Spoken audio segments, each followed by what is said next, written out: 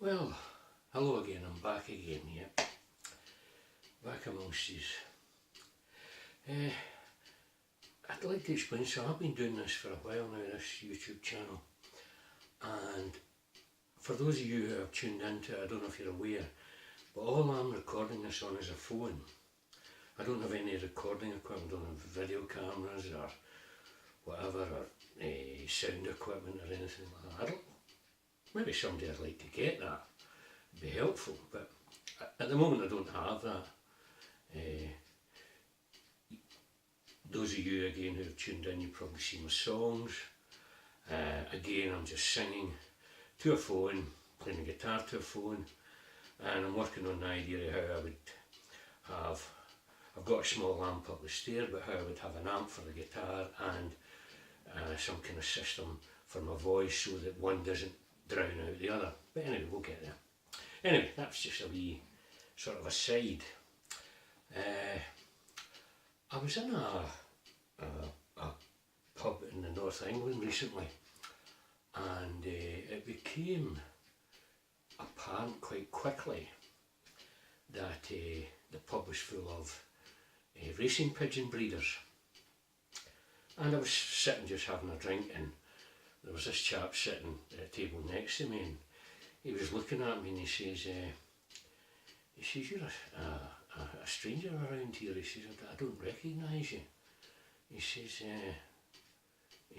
do you race pigeons? And I said, no, I can't fly. I says, I've tried to get off the ground, but it just doesn't work. I just can't fly. Well, I can't fly. And I mean, I did say it. I suppose I could get into a plane and I would fly then, but then that would be kind of cheating, because I'd be crossing the finishing line and the poor pigeons would still be flapping about in the air trying to catch up with me.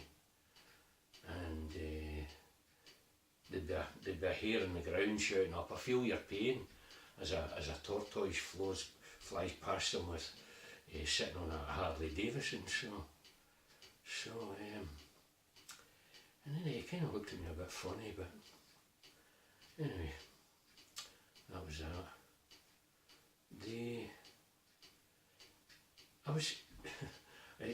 You've probably seen, there's Brexit was on the TV recently, and I mean it's been on a few times.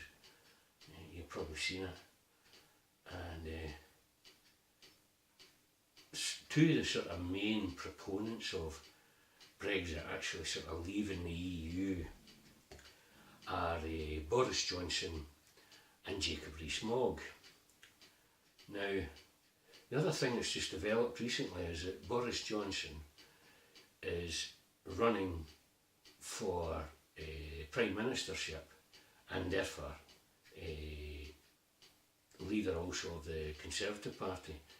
And he's apparently well ahead in the polls of all the other candidates who are potentially going to run, Dominic Raabs, Andrea Leadsom, etc., usual suspects.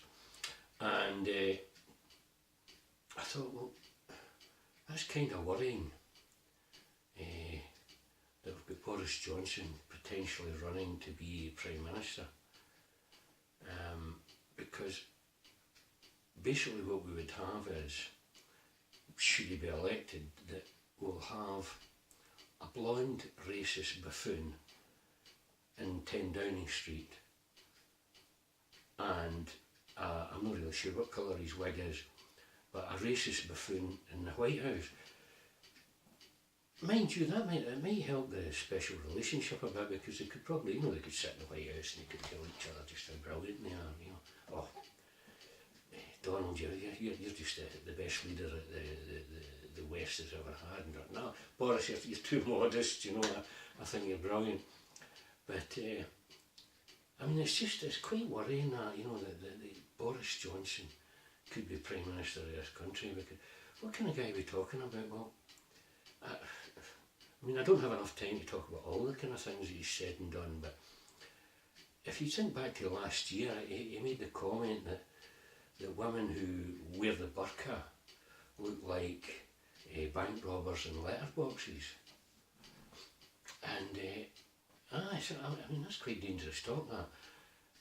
Ultimately, it was referred to an independent panel, you know, and they found that he had been respectful and tolerant, but he was also using satire, and you're allowed to use satire. And I thought, well, that's great, you know, Boris has been tolerant. You know, I'm quite glad he's been tolerant of people that wear the burqa. I hope if he ever meets me that he'll tolerate me, you know. Yeah, I mean, you're an underling, you know, you're working class, but I tolerate you. I mean, that'd be quite kind of him to do that. But aye, so he was being respectful and tolerant, apparently, and using satire at the same time. So I thought that what I would do to describe Boris is maybe be respectful and tolerant in equal measure and use satire at the same time. So I would basically describe him as a blonde, fat, racist pile of pus. And as I say, I'm being respectful and tolerant there, and but it's satire at the same time. And now you might say I'm being judgmental. I mean, you know, well, you know, and as Jesus said, "Judge not, lest ye be judged." And Boris, being, I mean, he's a member of the Church of England, he should actually know that as well. And so, you know, he shouldn't be saying what he's saying. But so basically, you know, I'm being satirical, I'm being respectful, and I'm being tolerant of Boris. And I looked up pus, by the way, in the dictionary, and it comes from the Latin Borisum Johnsonitas. So we get a lot of our words from Latin. And but the other guy I mentioned, Jacob Rees Mogg, he's another Christian, a devout Catholic apparently. He's a big fan of Boris's. And what he said was that we're all jealous of Boris. And so I examined this point. Was I jealous of Boris? And so I started writing things down I might be jealous of him. And well, it was his good looks. Yeah, that's a possibility. And he's well groomed. Yeah, so I could possibly be jealous of that. And his sense of humour. Yeah, I could definitely be jealous of that. And his ability to put people at ease, particularly people of another race or ethnic minority. So I certainly could be jealous of that. So I realised that I'm a bit of a failure. And so what I think I'll have to do is, I'll have to get fat, dye my hair blonde, hang about with some UKIP punters for a while, just kind of learn the language and that, you know. And drop my trousers a lot, because Boris does that a lot, he drops his trousers. And I don't know if it's by accident or what, I mean, although accidents seem to happen after he's dropped them. But so basically that's what I'm going to do. Dye my hair blonde, get fat, hang about with UKIP guys and learn the language, and drop my trousers as often as I can.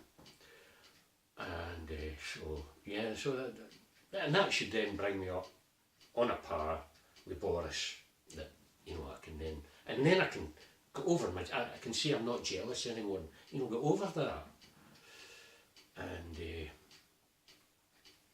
yeah, Boris. Yeah, Jacob we're talking about, yeah. Oh, by the way, I just thought I'd mention Boris, one of Boris Johnson's mistresses had an abortion. And the reason I mention that will become kind of clear fairly soon. But Jacob, what kind of guy would... Oh, do you know what, I should say at this point that I don't want any of my opinions or views enticing anyone to go out in a sort of vigilante way and mock, you know, or indeed add to the already ballooning hate statistics of people mocking old Etonian, trouser dropping, expense gorging, racist MPs, because that was never my intention. I really don't want that to happen. In fact, I can safely say that in the making of this recording, that no old Etonian, trouser dropping, expense gorging, racist MPs were actually hurt during the making of this recording. I mean, I can state that categorically. I mean, that's true. And so anyway, yeah, Jacob, now he's, as I say, he's a devout Catholic, and he's a big fan of Boris. And as I said, I mentioned earlier that one of Boris's mistresses had an abortion. And the reason I mention that is because Jacob, he's dead set against abortion. I mean, even in instances of incest and rape. And yeah, I mean, you think, well, he's a sensitive guy, so he's obviously thought about this a lot.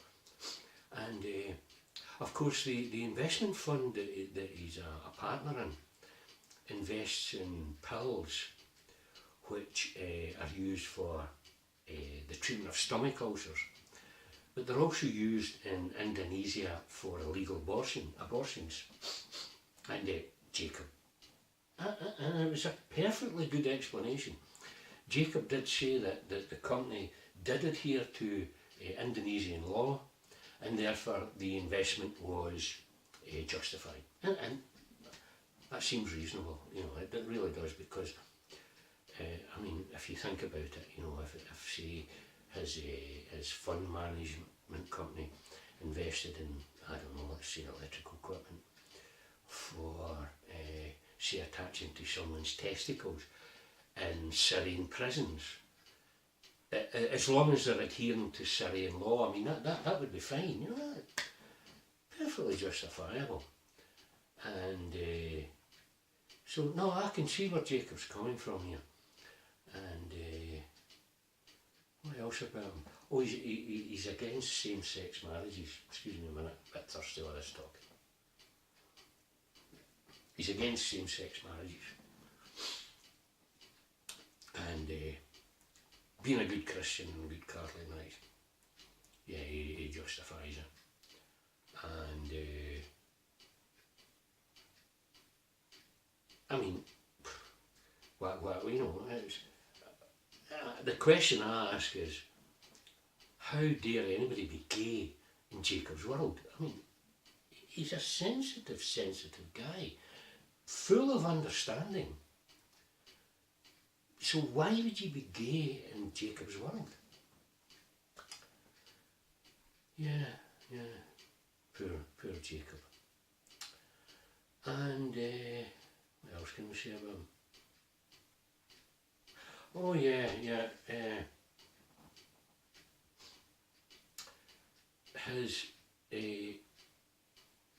a bit of financial difficulty. I mean, he's only got an estimated personal wealth of 100 million.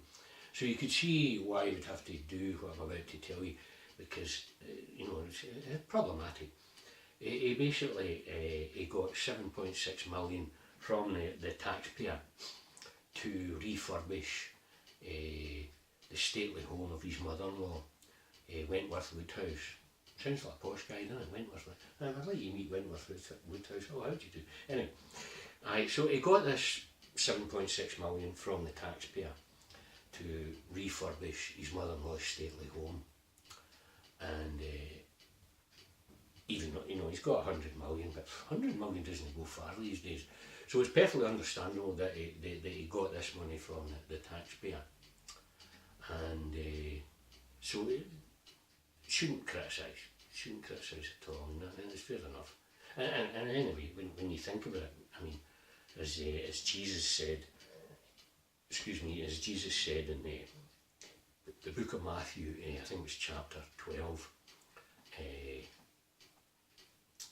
choose your tax havens wisely, and you shall ascend to the kingdom of the Father, and he shall so praise thee, for thou'st financial stewardship and helping to improve the well-being of the opulent and their grand homes. And, oh, by the way, sod the poor. So, I mean, Jesus said this, so, you know, it's perfectly understandable that Jacob, being a good Christian, having read the Bible, having probably read the book of Matthew, saw that, saw it, right, good, I can put all my wealth into a tax haven, no penny, and yet still get some money for the tax man. Seems reasonable. And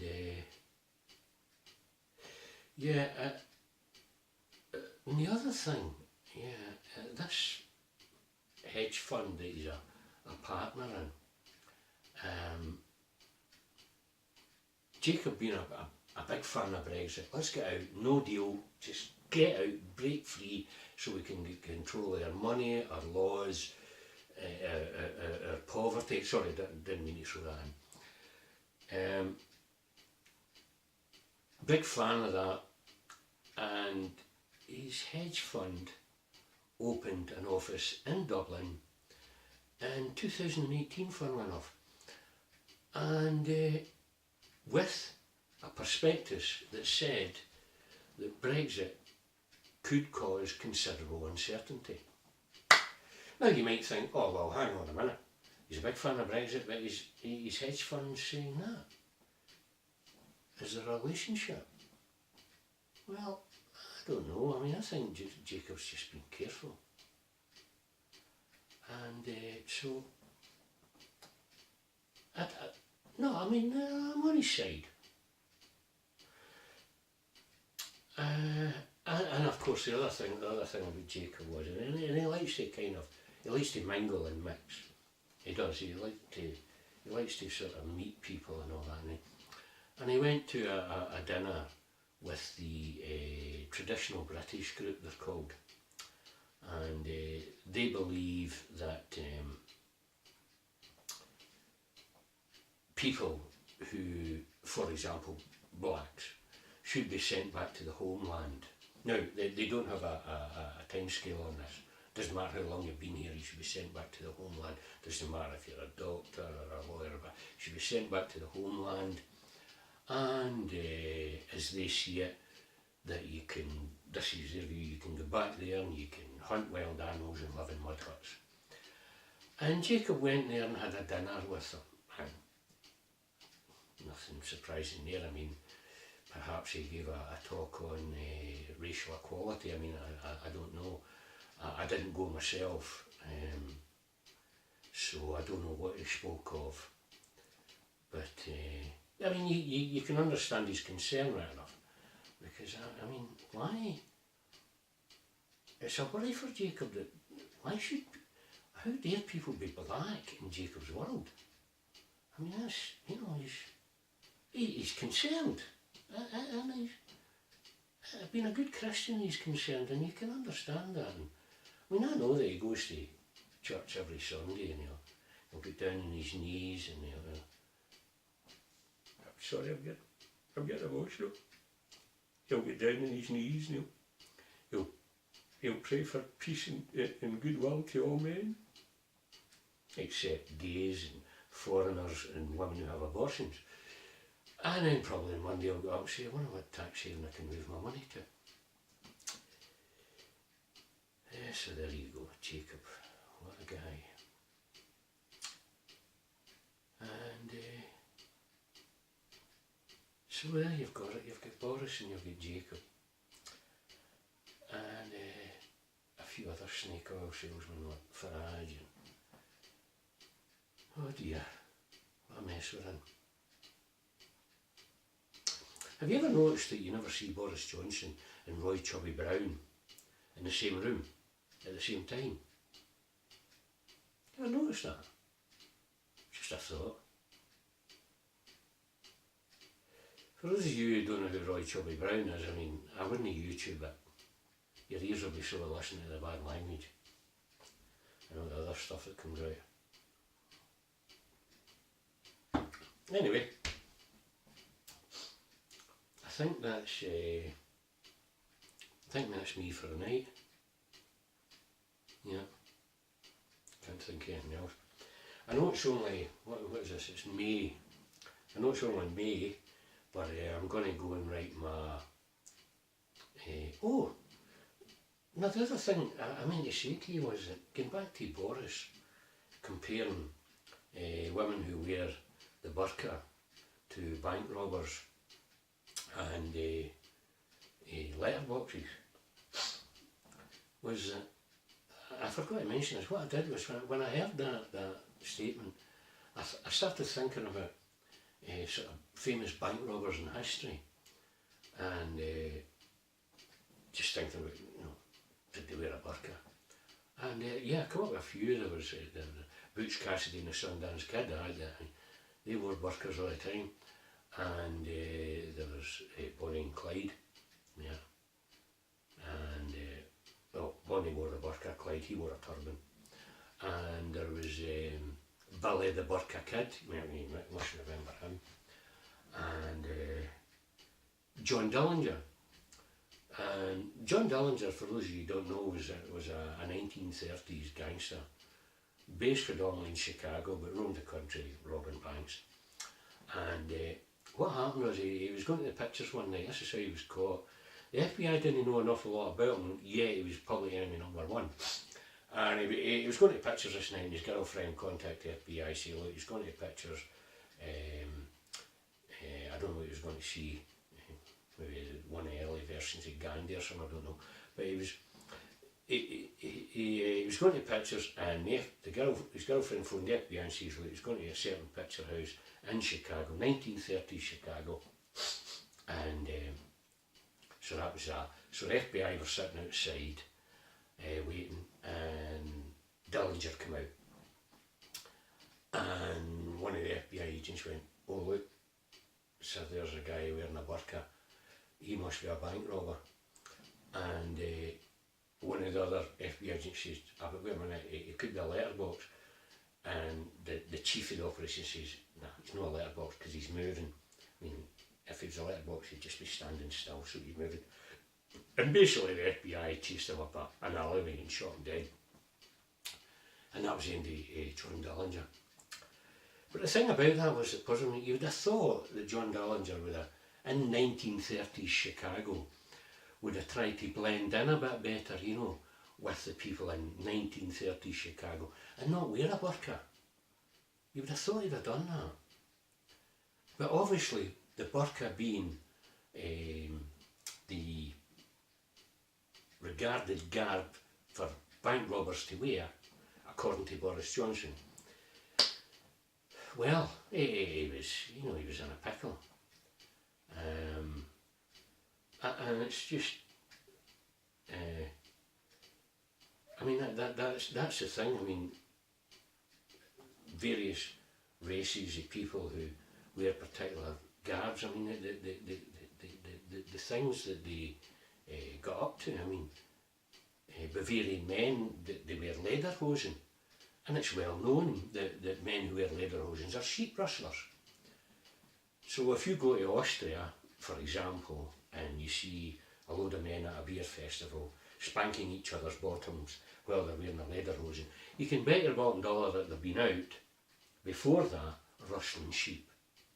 I mean, it's a well-known fact. It is, so it's not just about burqas, there's also.